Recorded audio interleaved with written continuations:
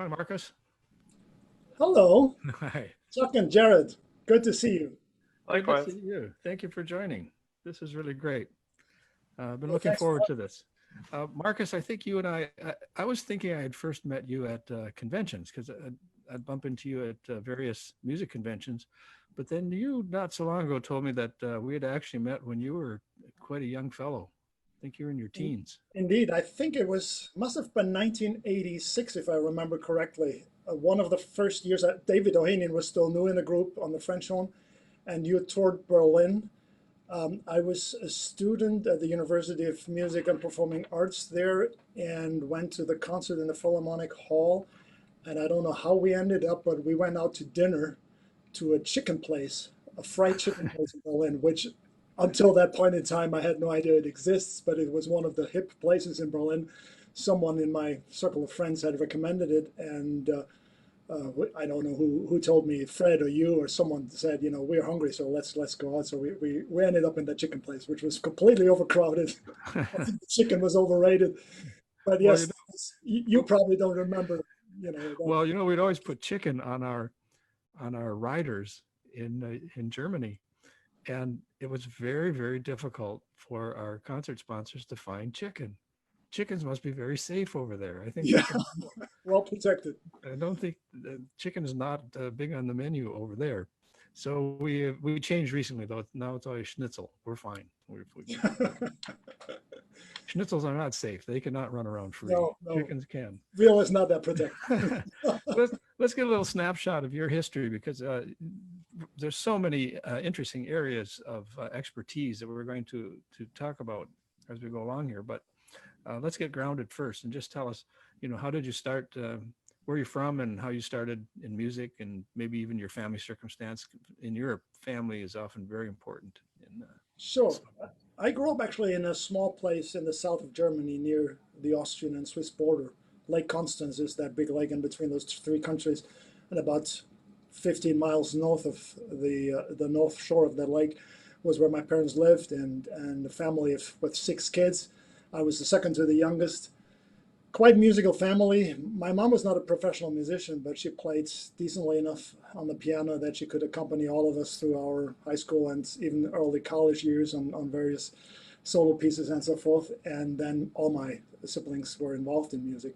For me, it was relatively easy, honestly, to pick it up because my oldest brother fought the fight, going through the regular thing. Don't you want to study something real or something that feeds a family? Or you can always do music. But he was so stubborn that he actually left high school at the age of 16. Or he didn't, I don't think he was even 16, 15 and a half, and went to a music program in Stuttgart and picked up the cello there on college. And music was always his, even if he only had, I believe, maybe 9 months to finish high school and have a real degree. He he sacrificed that. He went through all the extra testing that he had to do in order to be accepted. So that fight was over. So for everyone else in the family, it was fairly easy. My brother's a violin player. He still is in the orchestra in Granada in southern Spain. My sister, one of my sisters, is an opera singer, and my youngest brother, who was a percussionist, he quit music for a while because he went into sports and free climbing and all this crazy stuff. And I've heard just recently that he bought mallet instruments again and some drums and started playing again. So yes, it was definitely an environment that was very favorable to just tag along and be naturally immersed into music.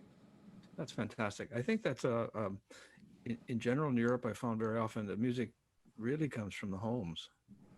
Where in North America, we have very strong public school music programs. It does. We actually had a pretty significant event in town when one of the very first community music school was founded in the state, not in the country, but in our state. And that was a big event where uh, outside school, obviously, there was an extracurriculum community music school, not a private music school, but outside high school, outside middle school, or all the other public schools, and they were just looking for students. So that's where we all signed up. And again, being the second to the youngest, my younger brother was too young. Well, he was probably around 2.5 years or so. But I was the youngest in the family to sign up for voice lessons and piano lessons, and that brought me in a regular weekly cadence of instructions at a very early age.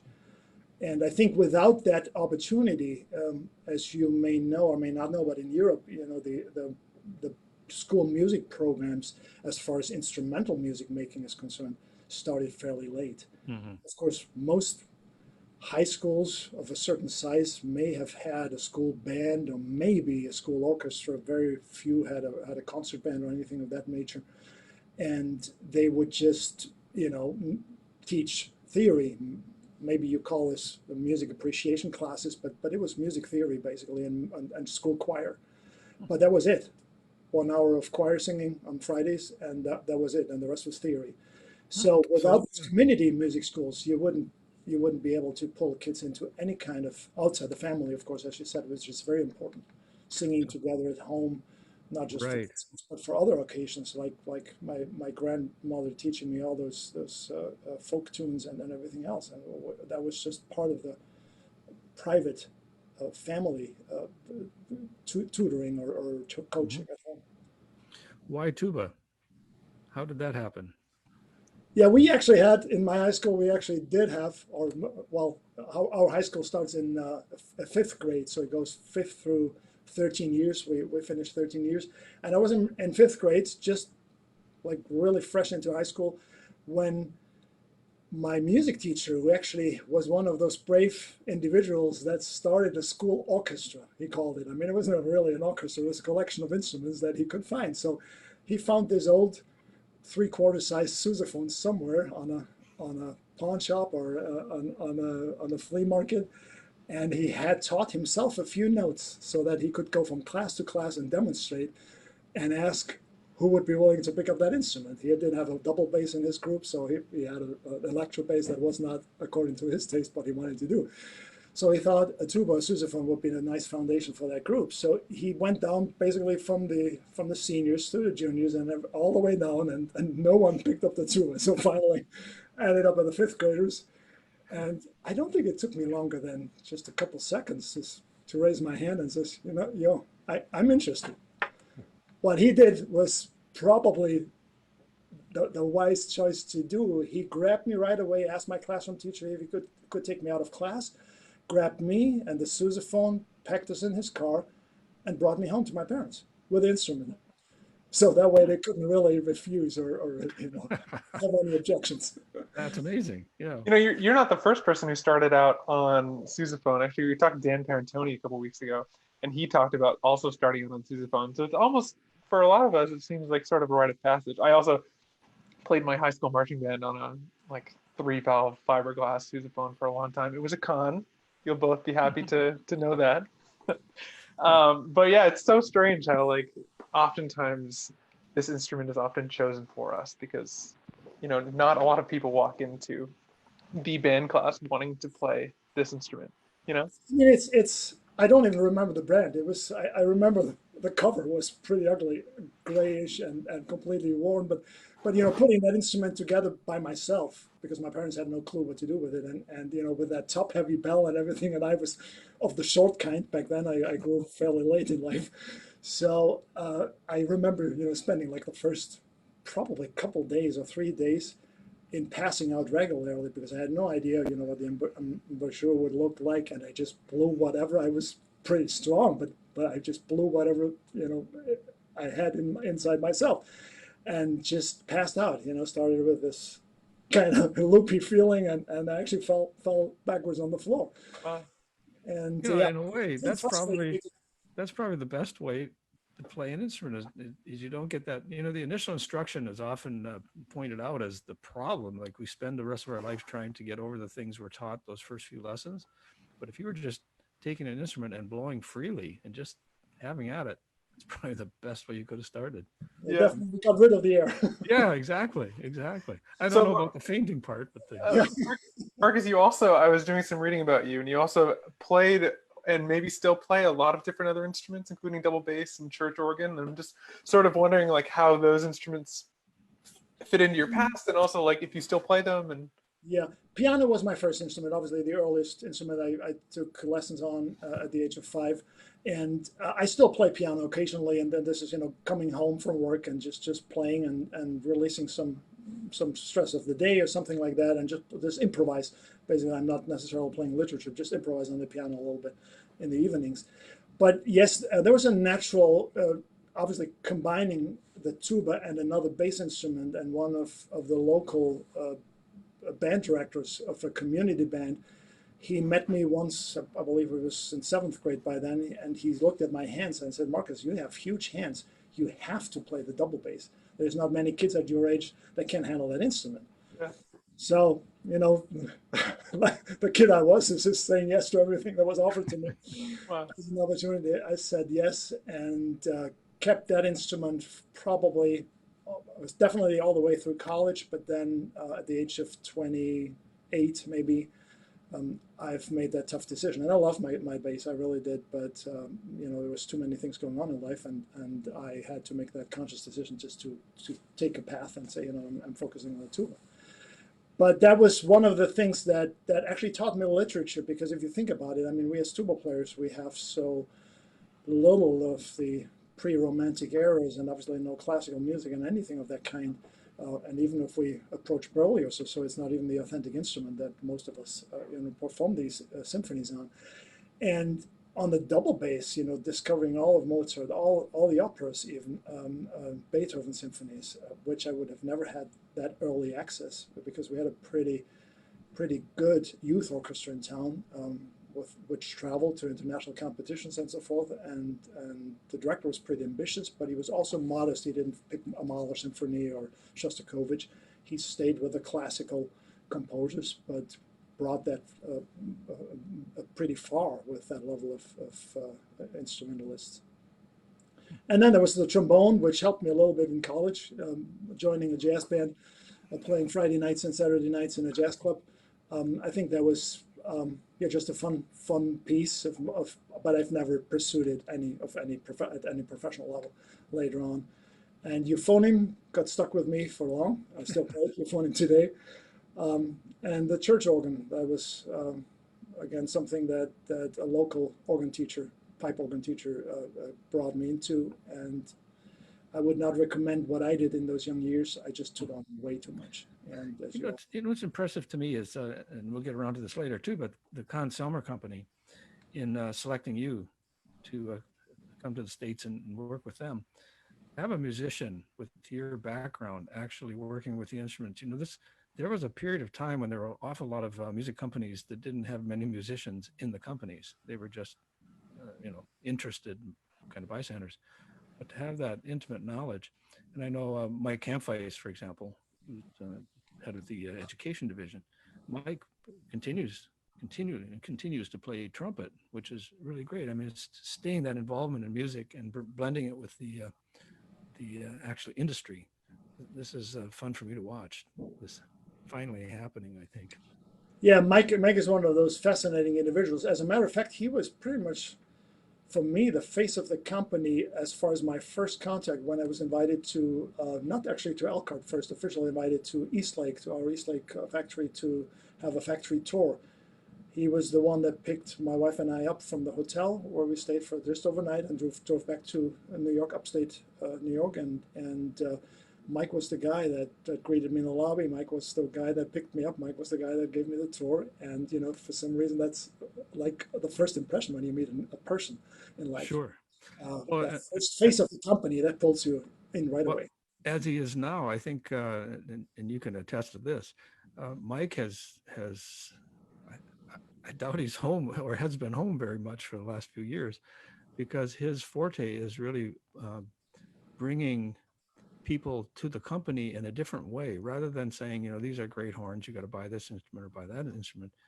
He goes out and quite the opposite and says, what do you need? How could we help you? What could we do to make your life as a band director or as an orchestra teacher? What could we do to make your life a little easier? And consequently, it's just turned the whole industry around. Conn-Selmer now is really being looked at as a resource, along with Dr. Tim, who can motivate anybody.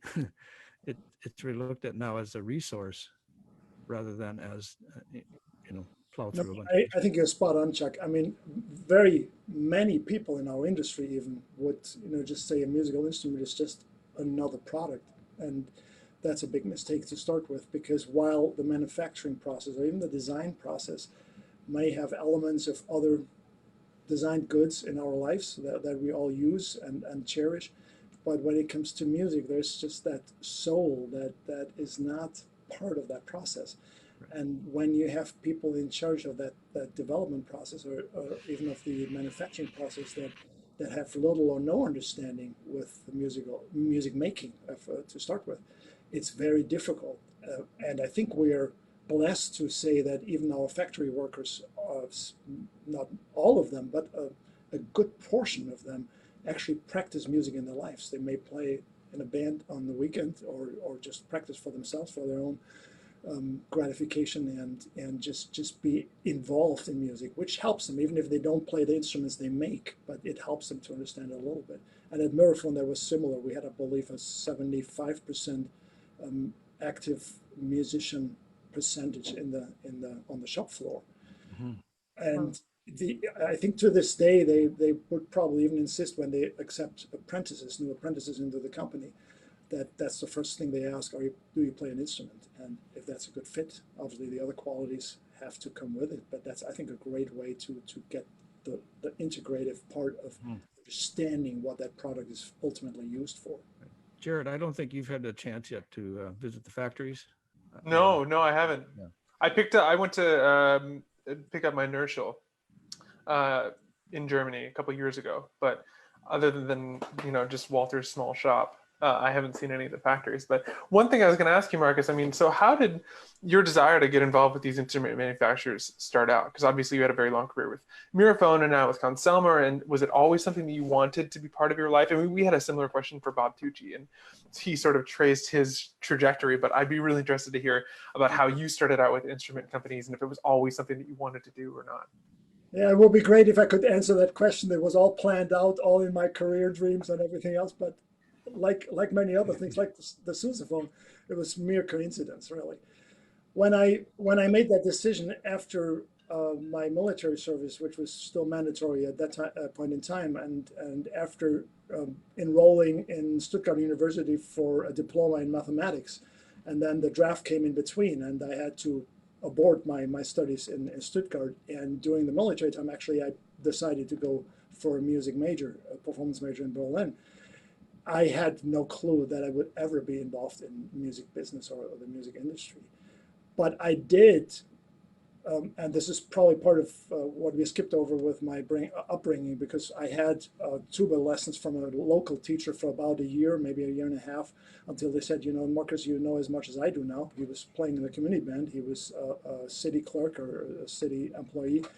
But he wasn't a professional tuba player. He said, that's it. I showed you what I can do, and now you're on your own. And I did not take tuba lessons through my teenage years until I was 17 years old and met John Fletcher, and who had a huge impact on me, and just discovered after we met and he gave me private lessons, I discovered, I missed out a lot, and I had to catch up a lot on the playing part of it. But when that influence was not just the playing piece of it, but also the instrument. He impacted my choice of instruments through my teenage years. I played an upright E-flat tuba, a compensated E-flat tuba made by Besson or Boozy and Hawkes back then in Edgware.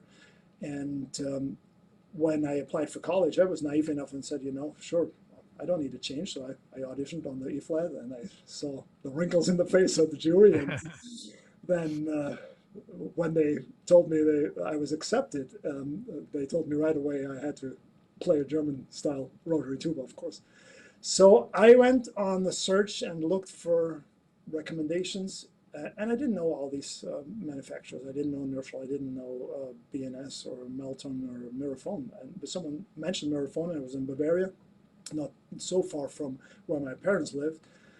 So I drove there to the factory and had a meeting, an appointment with one of the engineers who was with the company for probably 42 or 45 years. And he brought me into this display room where all the tubas are along the windows, and it's like tuba heaven, right? You have all, starting like typically German, they started with the F tubas, and then the E-flat tubas, and then the C tubas, and then the B-flat tubas, and lined up like from small to large. So I just started trying F-tubas because that was the first instrument I needed. And the engineer came back in and out. And, I just asked him questions. And I was just really amazed by the fact that he actually wanted to know what I had to say about the instruments. I thought he was just there to explain me what they had and explain the constructions. But he started asking questions, and he gave me a prototype because he saw what my tendency was, more a large bore F, not one of those small bore ones, because my air is pretty fast and I can't handle too much resistance. And then he brought me a prototype out and let me try that. And then he changed the tuning slide, and then he changed the lead pipe, and I put a different bell on it.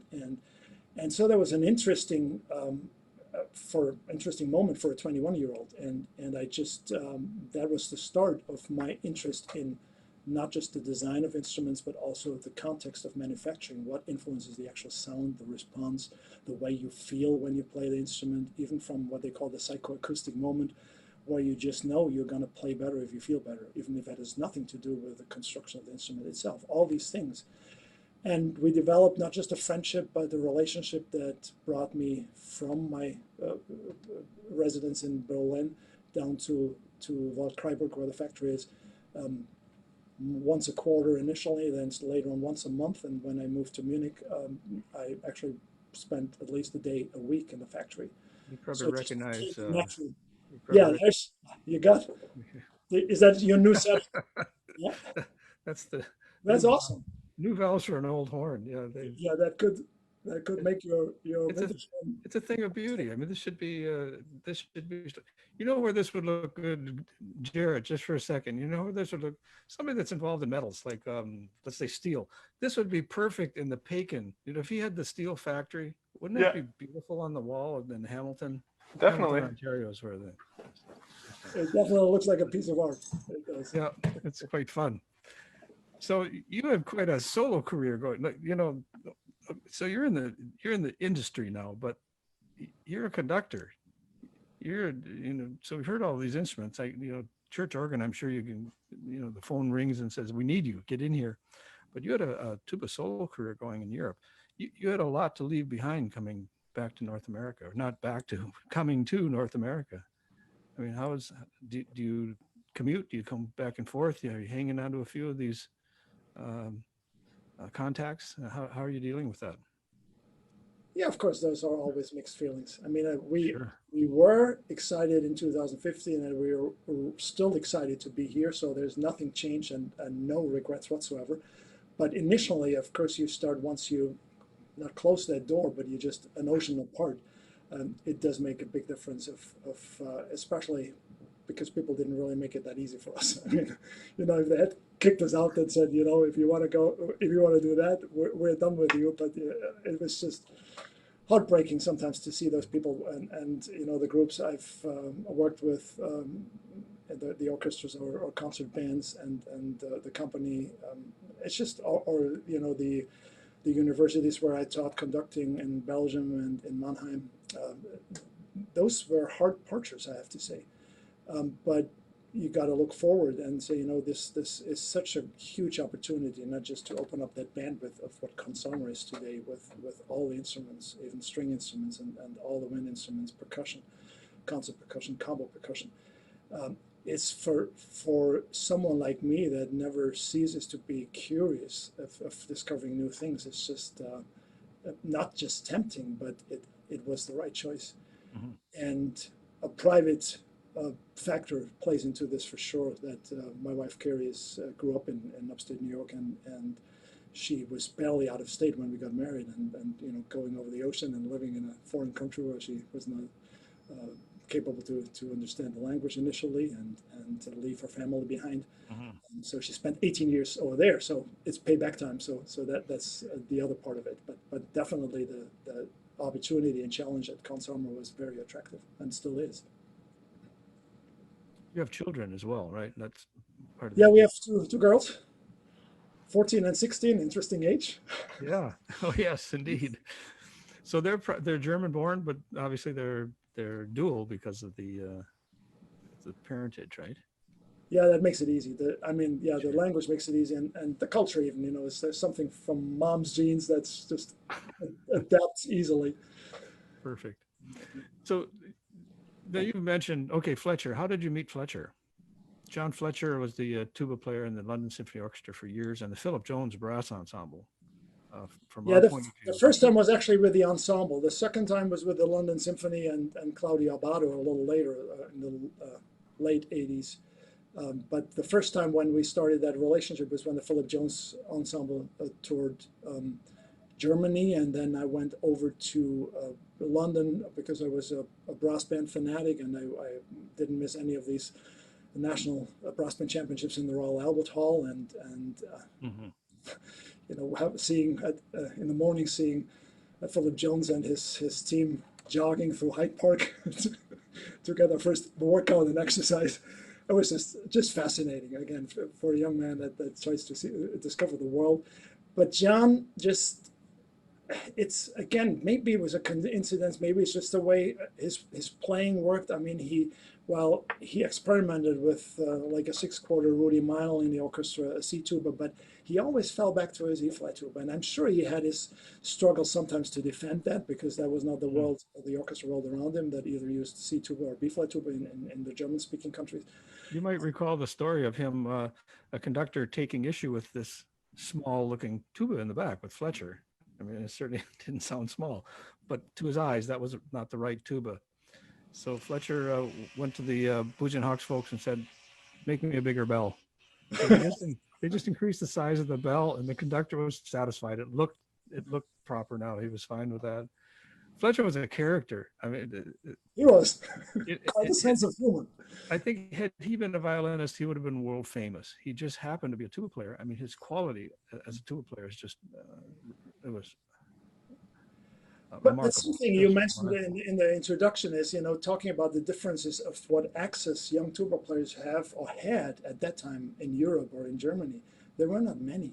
I mean, John was one of the few that didn't just play tuba in a brass ensemble or was the tuba player of an orchestra. But to your point, he had an intensive solo career, and he played literature that none of us knew. And all these pieces that, I mean, I auditioned for college with Richard Strauss's First Horn Concerto. No tuba literature. I mean, Rob Vaughan Williams was as far as contemporary as they would go, but that was not discovered yet when I went to college. So seeing what other people do, and not just John, but especially him, with that versatility of what he did with the instrument, was just breathtaking, and had a big impact on me trying things out on my own. Well, there was a moment in history. Every time we'd go to London, I'd call up John, and he'd take us to the best Indian restaurant. We insisted that he pick out the best ones for us. And I remember one lunch in particular, he was really working this out in his mind. He'd just seen a group called the Brass Band, I believe, and they as an American group that was a warm-up act in Vegas. They would do the pre-shows for various. I think they're called the San Francisco Brass Band. Okay, well, he had seen the player standing on a chair playing. Yep. And John was trying to figure out how to do that. And I could just see John at home practicing, getting on that chair and trying to play. He was gonna get that down, but that really impressed him. Here's the greatest tuba player in the world worrying about, now how am I going to get on that chair and get off that chair? And I thought, well, that's probably like you with Tiger Rag, right? And how many times did you need to? Yeah, but I don't know. I was about to say, seeing you or following your career with the brass, and it's 50 years now, isn't it? Exactly. 50 years, and you've done more acrobatics on stage than any of us. And you know what? I don't look younger, but I'm quite a bit younger than you, and I would not know how to do what you do these days. I mean, that's just amazing. Well, I think I'm going to start a master class. Somebody was suggesting, that now in this virtual era where everything's on the internet, that people are doing classes and teaching lessons and all that, and they were saying, well, I should be doing something, like trying to sort of making me feel guilty. And I thought, what could I talk about that would be different? Because there's so many fine teachers. I don't need to add to that. And I thought, okay, it's the roar for the tuba tiger rag. It's swinging the horn and scaring the audience. That's an important one. Yeah, there are a few things. Yeah, I think we should. Which brings me to an interesting area of discussion. And I'd like to talk to you because Germany, we were prevented from getting a manager for, I think maybe took us 3 or 4 or 5 years to get a management in Germany in the 70s because of the A music and U music, the difference between a serious program and a light music program. And you probably grew up in that. That was about the era, that lasted well into the 90s. It's still there, basically, I think, but maybe not as profound. How did that affect even your training and your schooling? Oh, it absolutely impacted the way I grew up because if it wasn't for my own interest and strive, I would have never even gotten in touch with light music or any kind of to me these days, of course, there's not entertaining music versus serious music or good music. I mean, Right. this is not of any relevance for me personally. But to your point, it was in culture, it was in the society, it was in management, in the way that concert tours were organized or accepted or declined.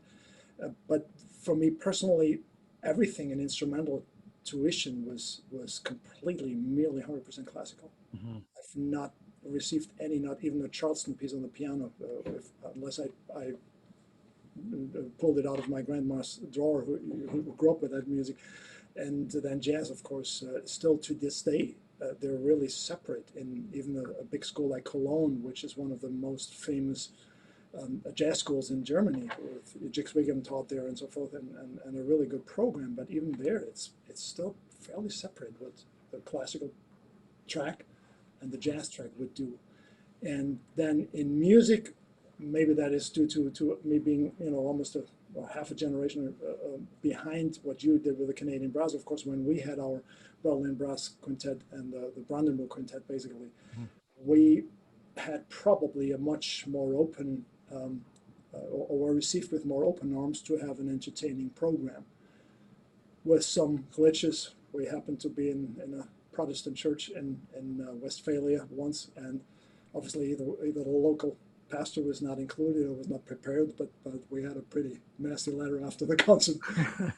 We would not respect the sanctuary there, but Ah, it was not communicated well. But other than that, it was just a mix of classical arrangements, contemporary music, entertaining, sometimes acrobatic pieces or ballet style pieces. Not to the level that you have done it, of course. well, you mentioned the Philip Jones Brass Ensemble, of course, was a very huge influence on the brass world in Europe and Japan, where the 10-piece brass really flourished.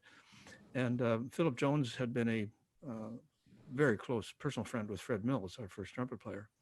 So we took total interest in each other's work.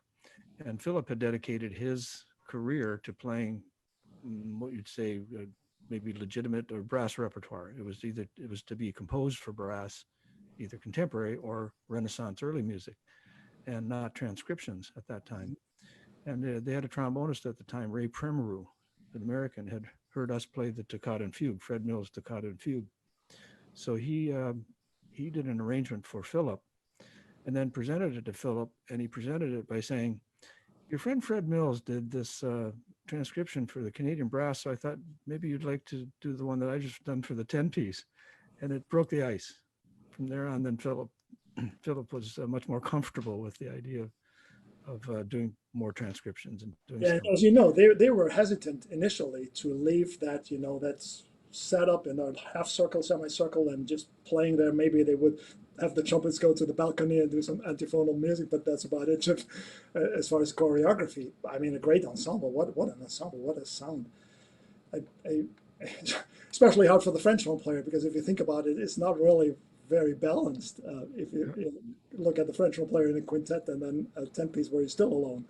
I think for the tuba player, it's easier because what you do, Chuck, to blend in with a small group on just what is a large instrument and is probably meant to carry much more than just another four players as far as the harmonics are concerned.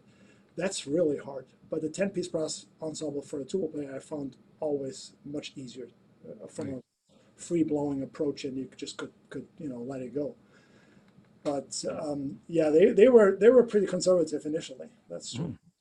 And necessarily so. Their manager was the bass player in the Munich Philharmonic or Munich Opera, was the impresario, the classical impresario, and Philip had recommended us to him several times. Hmm. And he said he was always very, very interested, but he said, I can't do it. I can't, even from his own point of view. So the woman that actually broke us into the German market had been touring the King Singers, and she saw a similarity between Kings and us. Now, Kings would reserve their fun and different pieces for the end, sort of like encores, as did James Galway. Sir James Galway would take a penny whistle out of his pocket and play an encore, but it wasn't interfering with the main event, the main classical series. So she put us into Ludwigsburg, and the audience, yeah, once we could get past the managers, we were fine. Once we could actually get to people, and it was a great moment in Hamburg. We got a review that didn't review us at all. It reviewed the audience, and it was the reviewer was astonished on how well the audience could listen and pin drop quietness to a Bach toccata, and then hoot and holler to a Dixieland piece. And he thought that this was the German audience coming of age. So the whole review was about the audience acclimatizing to this blending, Yeah, I mean, you mentioned something earlier, Chuck, that not just the style of playing, but we talked about a little bit about the literature, but in general, it's also the application, at least for tuba players. Maybe a little different for trumpet players that go out and play a Haydn and a Hummel, but for the tuba players, it was all about the orchestra. Mm-hmm. And within the orchestra world, it was all about the opera, actually. And if you look at job opportunities and the future of classically trained tuba performance majors, then the opera was probably the way to go. First of all, to gather all that experience, but also most of the larger opera houses would hire two full-time tubas. Right. Just because of the big stuff and the way they do repertoire all week long, and big stuff, Tosca and Cimbassa and here and there. Jared, how does this hit you? Now, here you are. You're the next wave. You're the 20-year-old stars coming along. How does this sound to you? Like, is this still out there? Is this sort of been resolved, or is this something you even think about? I mean, I'm not certain. I mean, like, it seems like there was definitely more opportunities, like previously, like in history. But I mean, we talked about this last week. It seems like as for young musicians who are coming up, it may be difficult to sort of think about the competitive nature of our business. But I was told very early on that, like, there's always room at the top, and that, like I said, sort of influences a little bit of like primal behavior. It's like, oh, I have to be the best, and it gets gritty. But in reality, I think it's just important to remember that, and that, when you go for an audition and there's 140, you have to be number one to get that one job. And you could view that pessimistically, but you can also view that optimistically, in saying that, if you go and are having a really good day and you are the best on a particular day, then you can be the best in that particular time. It was so funny. I remember I won an audition a couple years ago, and I called my teacher and I was like, hey, like, I won this audition. And he was like, you know why you won? And I was like, why? And he said, well, because someone who was better than you didn't show up that day. And I was like, okay, sort of the big bubble pop that way. But no, I think it's important to sort of view the world we live in with a grain of salt. And I just think if you sort of always walk into any kind of like audition, job interview kind of thing with knowing that, if you have a really, really good day and you play really, really well, you can beat out virtually anyone, even though they might have more experience than you. But I think, there's probably one of the qualities that people would attribute to a German or a German musician is probably focus and, being very, very straightforward and not being easily distracted, which has its perks and its pros when you grow up with that discipline.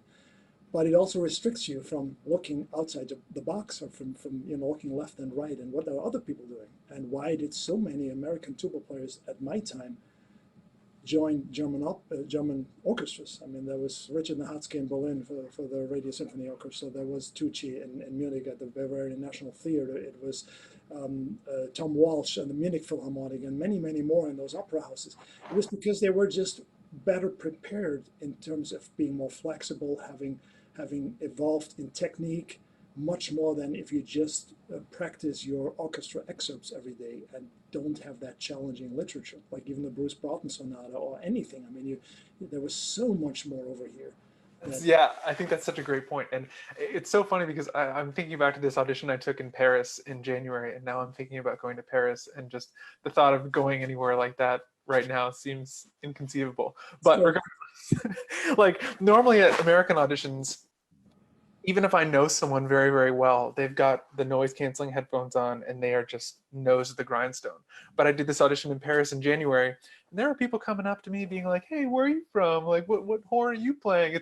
It's just so, like, I just feel like the attitude is just very, very different, and that can sort of be a double-edged sword, because if you walk into an audition or an audition situation, it can be anything, kind of a little more with a lighthearted attitude, I think even if things don't go your way, you'll still end up walking away a little happier.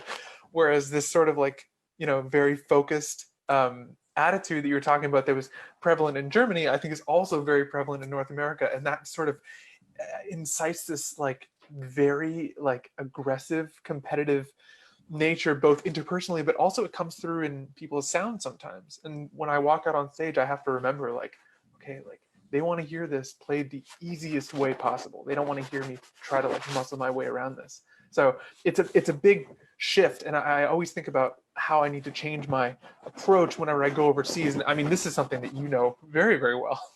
That's very interesting, Jared, because again, the diversity in styles in Europe is very, very different, from not just from country to country, but even within one country, from city to city or radio station to radio station, which I don't see as much here. I mean, obviously, when you really have a fine ear, you'll be able to, of course, to say this is Chicago Symphony, this is New York Philharmonic, this is Los Angeles, and so forth. But it's much, much closer, much more homogeneous and blended here in America, versus over there where you have, you can't just have a Germanic sound in a French orchestra. You just can't. You wouldn't fit in. You would have to play much lighter, with less stamina, with less attack, even softer tongue and so forth. And then you come to Berlin. When I came to Berlin, the orchestra was not just consisting of almost 100% German nationals, but it was also close to 35 or 40% Berliners, citizens of Berlin. Now look at the orchestra today. It has evolved so much beyond those confined restrictions of style and school and sound production that was prevalent in those years, where everyone basically was inbred. They just they got their students in, and the orchestra just kept, which is a quality also, but and we probably don't want to lose that in the landscape of orchestras. Yeah, but you're absolutely right. If you don't adapt to the style of the orchestra, you're probably not being accepted. And it's interesting because I think people who live in North America, people who live in the US particularly, think that there's this like giant chasm between, like, for example, the Chicago sound and the New York Phil sound. And of course, those are two very, very different sounding orchestras. But as an example, I took 2 auditions in Europe sort of within like 2 weeks of each other a few years ago. The first was Swiss Romand and the second was Munich Phil.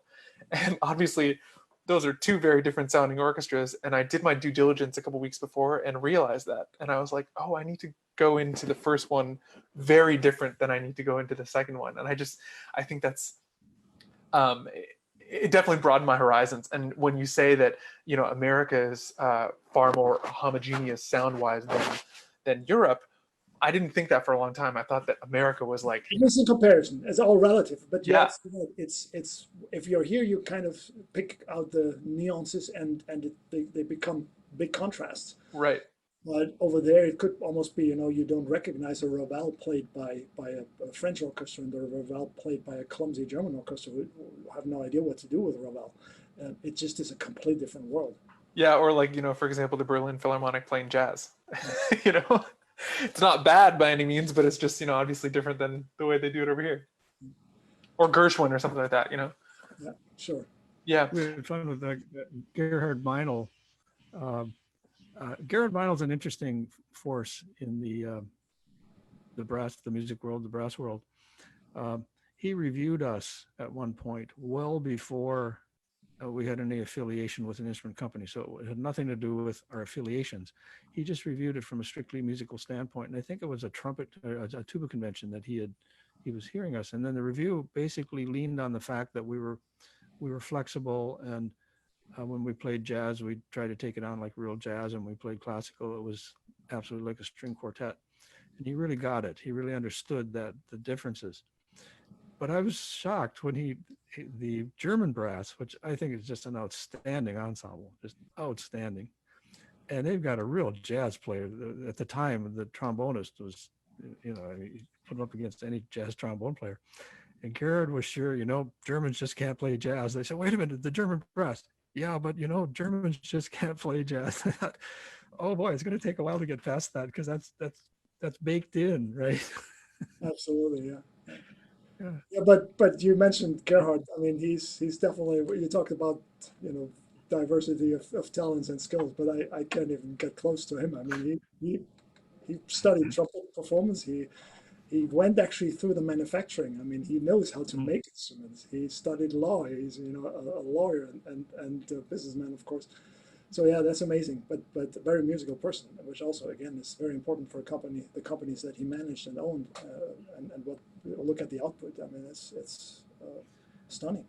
Well, it's kind of just to get back to manufacturing just for a second is what's fun about the Conn-Selmer company and all that is Conn was initiated by a musician. Bach himself was a musician. And that's how these companies started. And you look at all these European companies, and so many of them they have the small shops. They often go back 4, 5, 6 generations. The Meinl story is amazing in that sense. They all kind of came from Czechoslovakia and they had to move at a certain time, and they can trace their history. These are not startup events. These are real historical monuments. And how do you feel from that standpoint? How is Conn-Selmer valuing its history along with trying to survive in today's environment? I mean, these are two kind of divergent ideas. Trying to survive is going to be the number one thing right now, but it's also maintaining an eye to the history and the qualities. Yeah, I would say we value our history for sure, at least internally, and everyone is aware of it. But I don't think we leverage it currently enough. And I don't mean that from a marketing standpoint of view, just telling the story, which is also an important point.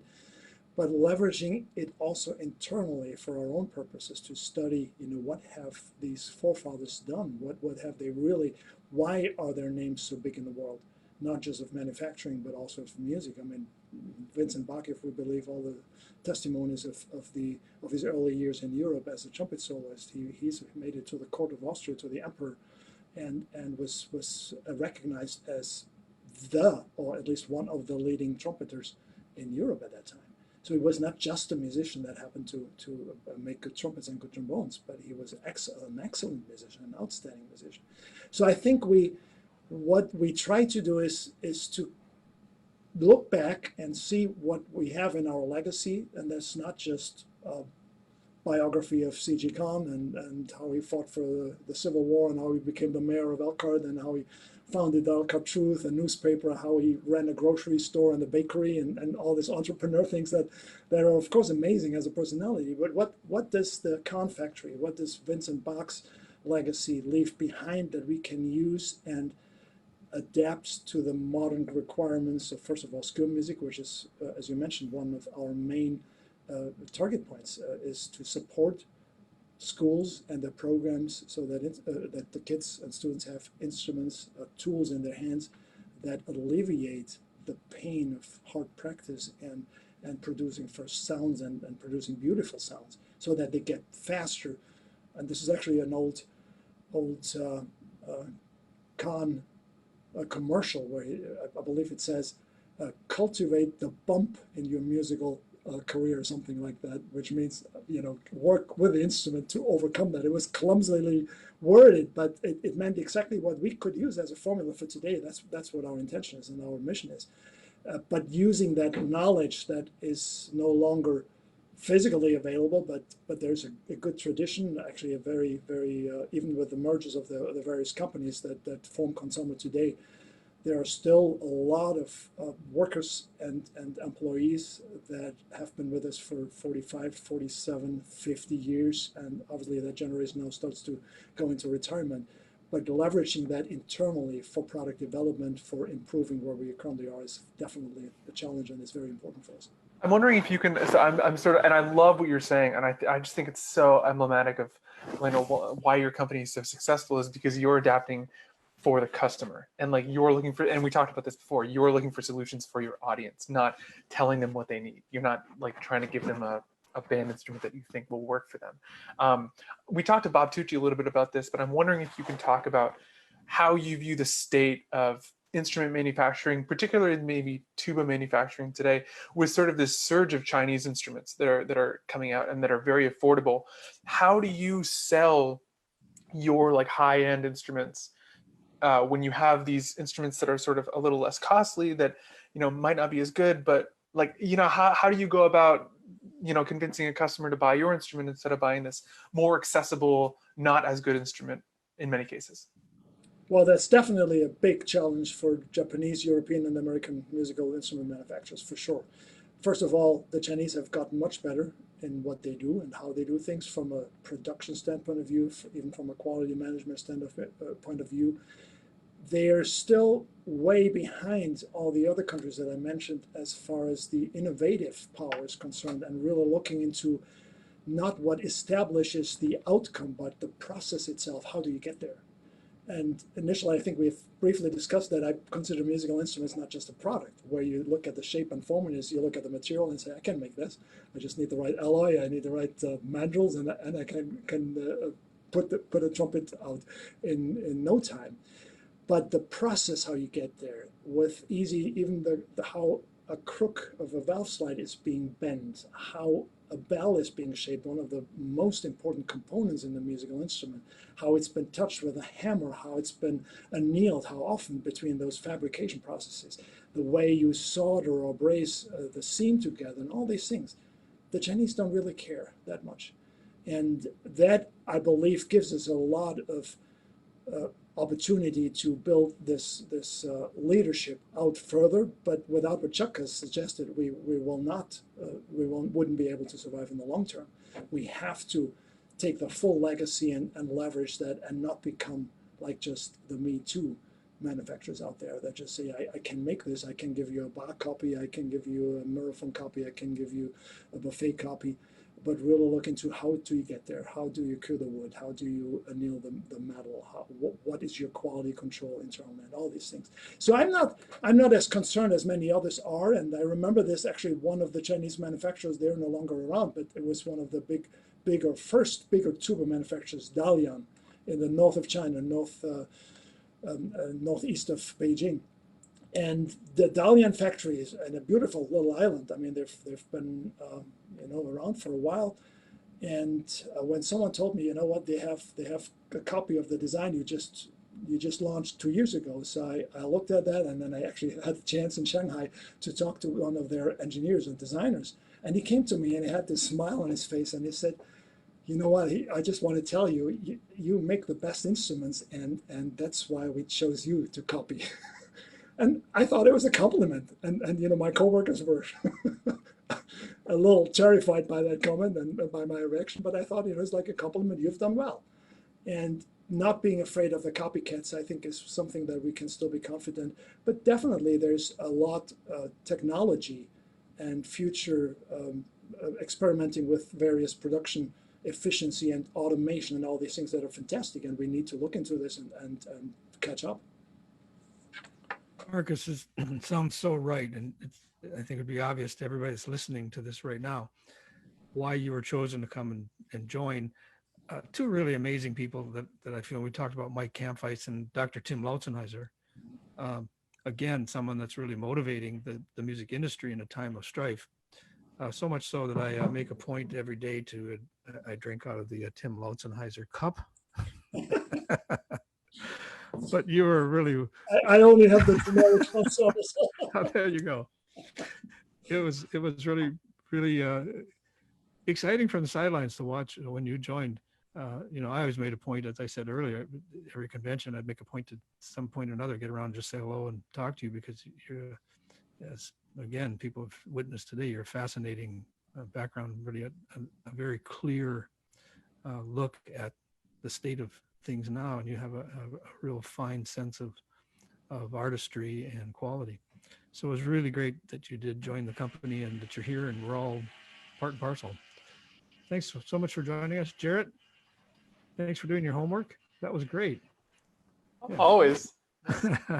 It was a big pleasure and honor. I have to say, I will feel really honored to be part of this Tuba Chat, which, if I look at the other guests you had, I realize, well, how do I fit in there? But oh, you fit beautifully. Really, thank you so much for joining us. And everyone has said that about everyone else. So you're in good company.